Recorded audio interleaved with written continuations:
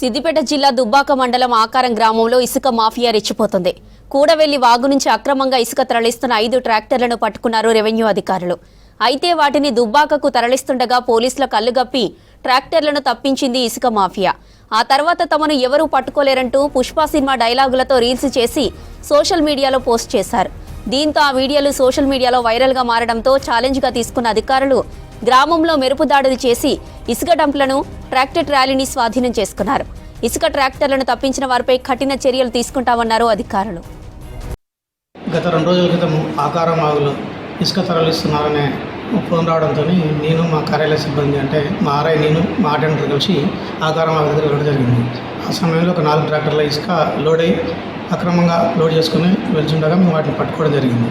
అటు వాటిని పోలీస్ స్టేషన్కి తరలించే క్రమంలో సిబ్బంది లేకపోవడం వల్ల మా అటెండర్ ఒక్కడే ఉండడం వల్ల ఆ ఇసుక ట్రాక్టర్ వాళ్ళు అక్కడ డంప్ చేసేసి వెళ్ళిపోయారు.